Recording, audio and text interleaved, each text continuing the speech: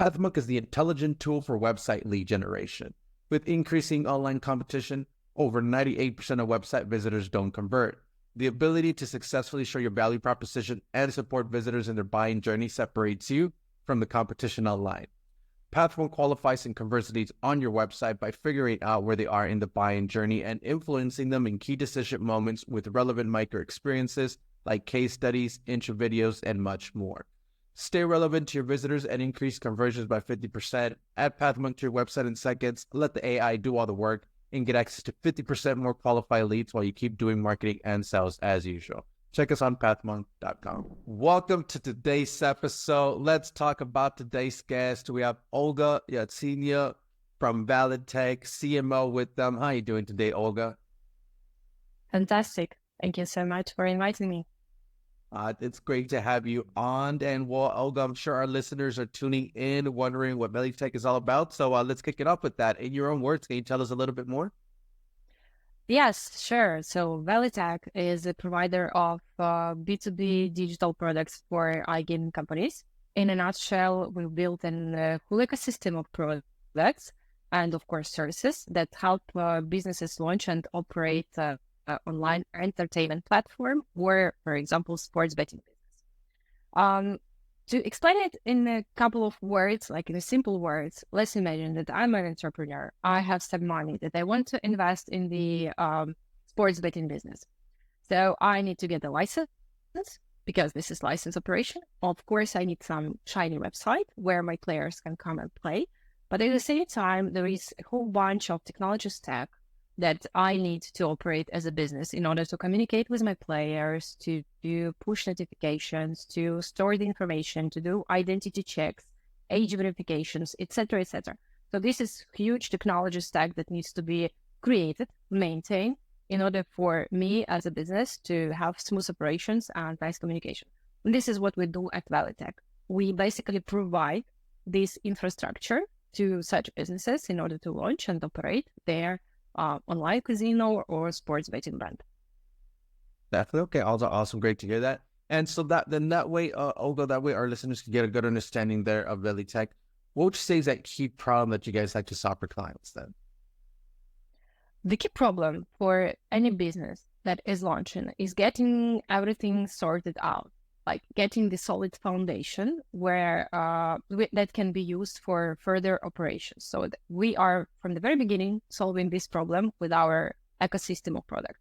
We built a range of products that are covering basically all needs of any online entertainment business, starting from player account management, AI-based CRM, payment system, content management.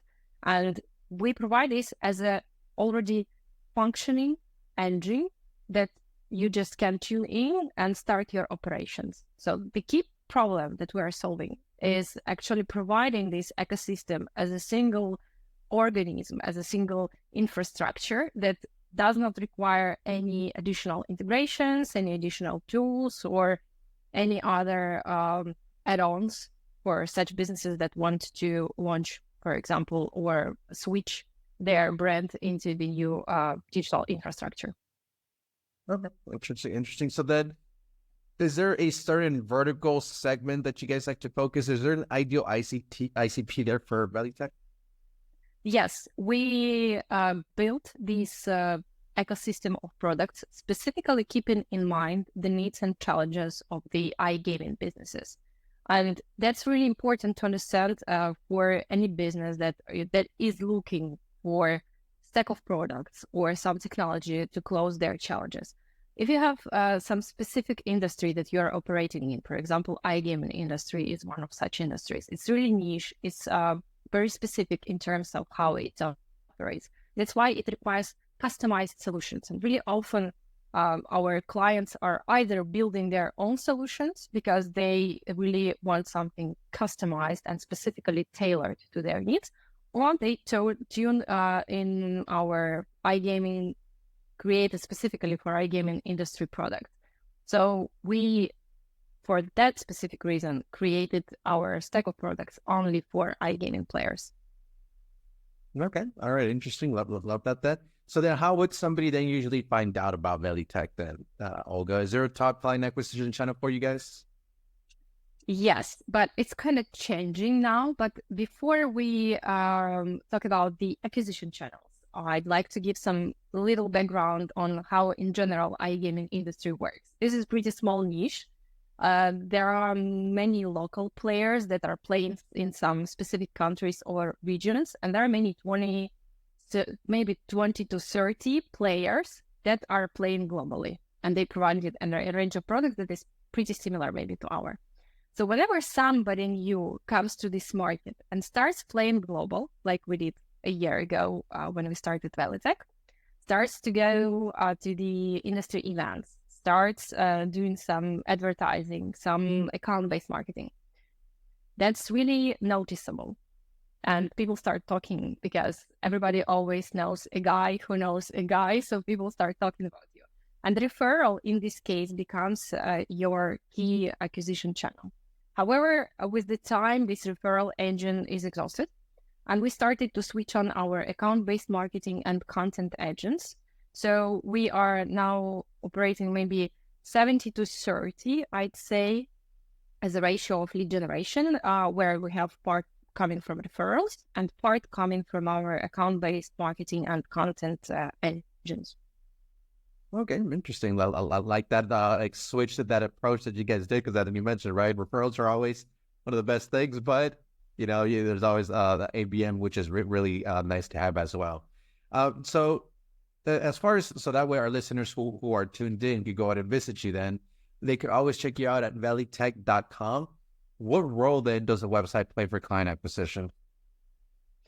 When we're talking about the contracts with the value of over $100,000, we understand that people rarely choose the product or the provider solely based on the sexy website.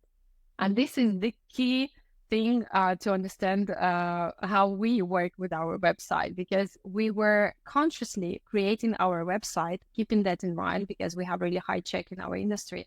And we understand that people will not choose based on the information on our website, but our website is one of the touch points with our clients during our content marketing or our account-based marketing approach.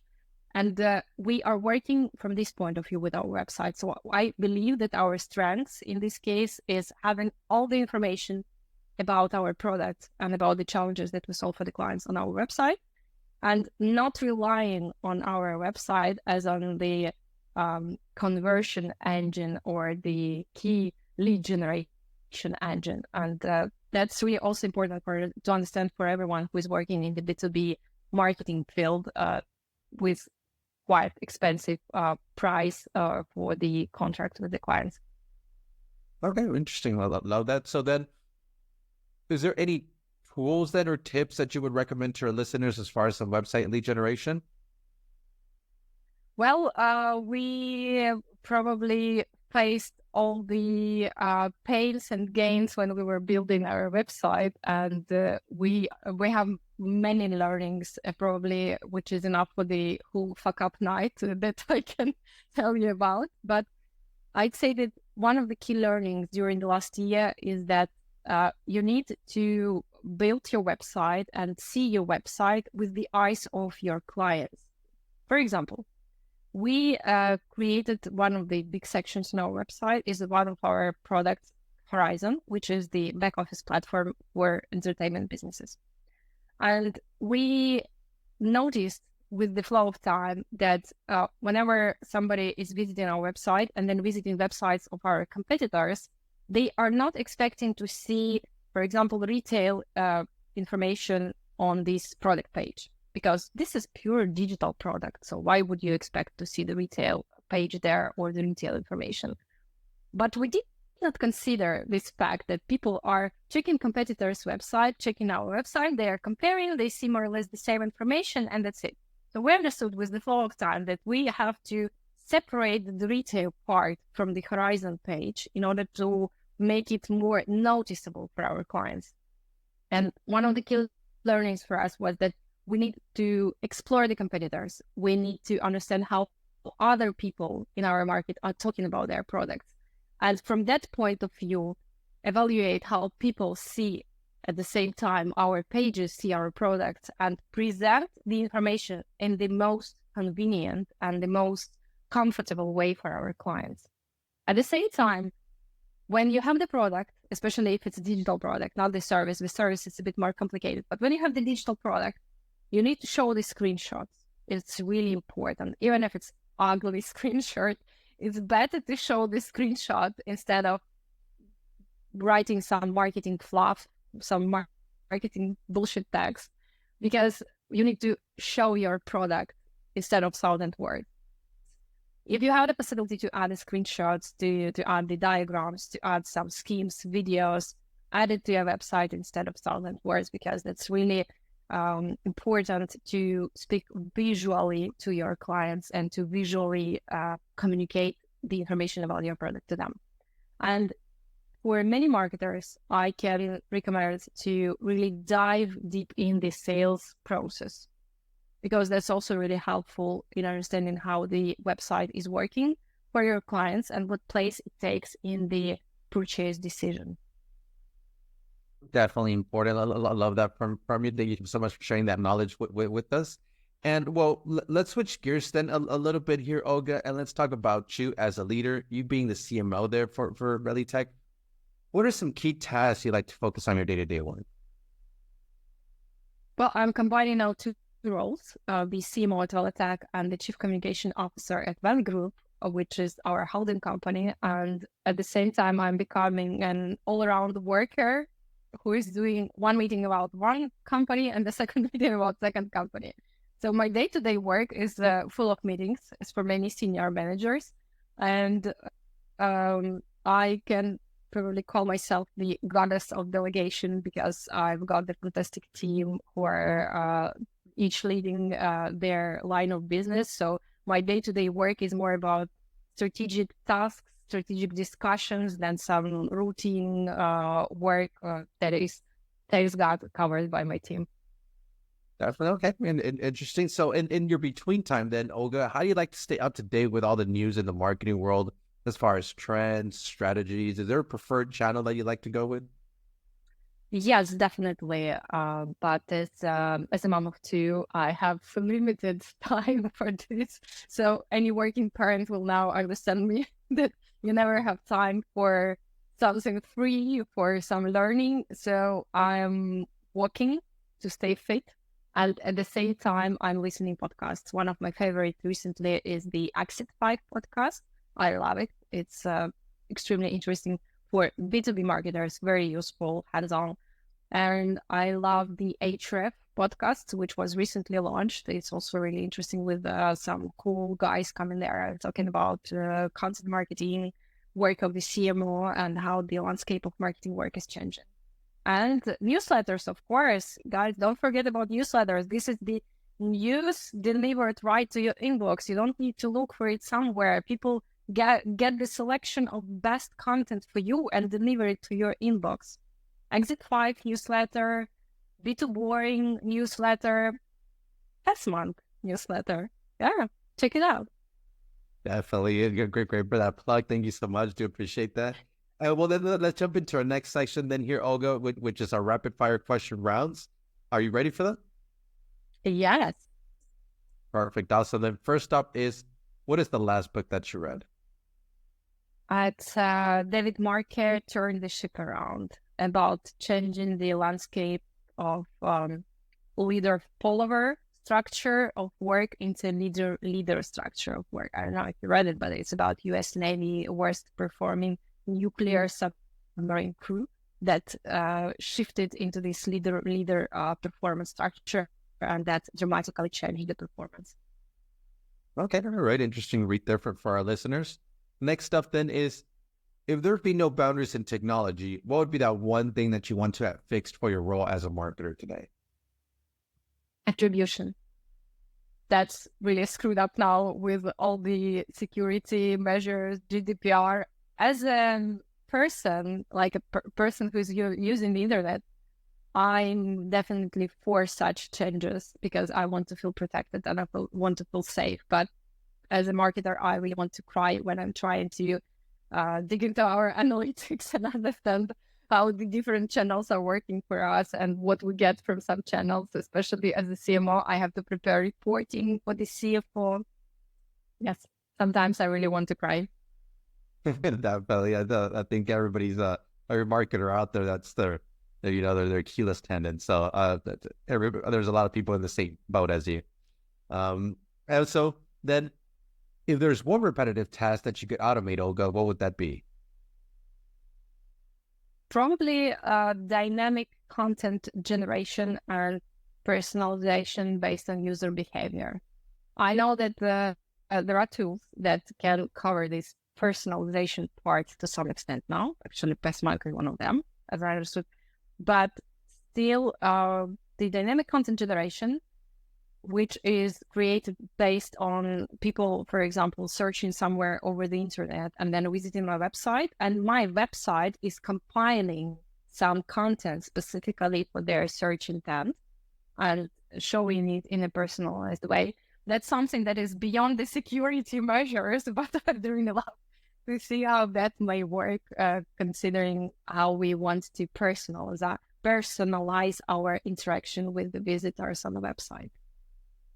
Definitely. Okay.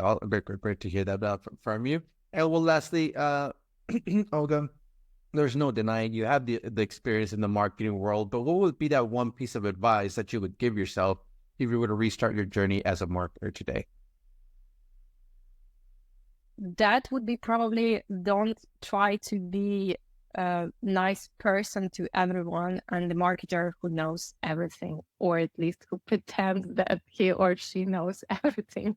That's a really common mistake for many junior and middle level marketers and all probably professional who would like to grow to the senior level. They want to show that they have expertise, so they pretend that they know everything. But saying that you don't know something doesn't make you weak or less expert than you are. You have to know where to get answers, or you have to get a good team that will help you get the answers. Remember about delegation. And that's very important, especially in the marketing world, right? You just mentioned attribution is still one of the, it's still, no marketer is going to tell you exactly what it is. So definitely love that point of view. Thank you so much for sharing that, Olga. And well, Olga, we are coming to the end of the show here today. But before we do end, I do want to give you the last word. So say someone forgets everything about the interview today. What is that one thing they should remember about VeliTech? Oh my God, that's the most complicated question. Learn the challenges of your clients and remember that you can always tweak your positioning, your products, and your messaging when you learn more about the clients. That's what we learned at VeliTech during the last year, which was really a challenging and complicated year for us, especially considering that a big part of our team is in Ukraine. But still, we are learning about the clients, and we don't afraid to admit our mistakes and change our products to make them more corresponding to the needs of our clients. Definitely important. Love that from you. And to our listeners, check them out at VeliTech.com. They have custom solutions with lasting partnerships. Olga, I do want to thank you so much for being on with us, as well as to our listeners for tuning in. And I'm looking forward to our next episode at Pathmonk Presents. Thanks a lot, Olga.